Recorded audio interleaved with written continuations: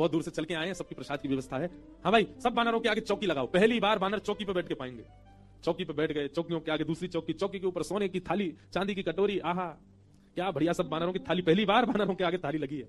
लेकिन बानर थाली में नहीं देख रहे हैं, सब जामवंत जी को देख रहे हैं। पनीर की सब्जी आई, काजू की सब्जी आई, ये सब्जी आई, मिष्ठान आए, पूड़ी आई, 5 प्रकार की पूड़ी आई, रोटी आई, चावल आए।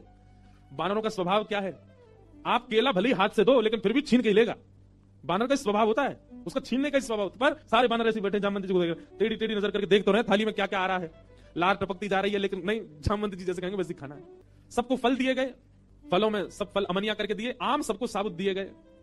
सबकी थाली के आगे आम रखे गए, सब बिल्कुल खाली हो गई। जामवंत जी महाराज ने सब बानर की ओर देखा, सब बानर बिल्कुल जामवंत जी को देख रहे थे। जामवंत जी ने हाथ में जल लिया, अन्नपूर्णे सदापूर्णे, सब बानर बोल रहे अन्नपूर्णे सदापूर्णे। थाली के ऊपर 4 बार घुमाया, सब बानर घुमा रहे हैं। आचमन किया, सब बानर आचमन कर रहे हैं। जनक जी बोले, राम जी मान गए आपकी इस सेना को, क्या अद्भुत बानर है सब। राम जी बेचारे धीमे धीमे पा रहे, बोले बस इलाज बची रहे जितनी देर है। प्रसाद पाने लगे, बिल्कुल वैसे अगर दाल चावल पा रहे हैं जामवंत जी, सब दाल चावल ही पा रहे हैं। जितनी दाल जितनी सब्जी डाल रहे हैं उतनी ही डाल रहे हैं। अद्भुतता थी देखने में। थोड़ी देर पाने के बाद जामवंत जी की दृष्टि पड़ी आम पे। जैसे आम उठाया, सब बानरों ने एक संग आम ही उठाया। जामवंत जी घुमा के देखें, सब बानर घुमा के देखें। जामवंत जी ने जोर से आम दबा के देखना चाहा, कितनी गुठली है इसमें।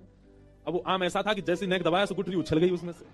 अब जैसे ही गुठली उछली तो सब बानर दोनों हाथों से दबाई रहे, गुठली उछलनी चाहिए क्योंकि जामवंत जी की गुठली उछली है।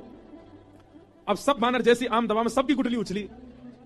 गुठली के उछलते ही जामवंत जी बोले, इन हाथों से मेघनाथ निकल के नहीं भाग पाया, इन हाथों से रावण निकल के नहीं भाग पाए, छोटी सी गुठली भाग गई। और जामवंत जी जैसे ही उछले गुठली पकड़ने को, बानर बोले हमें भी ऐसे ही पकड़नी है। और एक दूसरे के ऊपर झपट्टा मारे, महाराज यहाँ पकड़, कहीं कड़ी उछाल रहे हैं, कहीं दाल उछाल रहे हैं, पूरी उछाल रहे हैं। जनकपुर की पूरी सभा जो कि स्वर्ण मंडित थी, जो कि चांदी से मंडित थी, आज वो खीर मंडित हो गई। सब जगह कड़ी खीर उछाल उछाल करके पूरी सभा का लेपन कर दिया। राम जी नीचे नजर करके बैठे। अब तो बानरों को खुली छूट मिल गई, एक दूसरे की थाली में से ले लेके भागे। 2-4 बानर तो जनक जी की थाली उठा के भाग गए।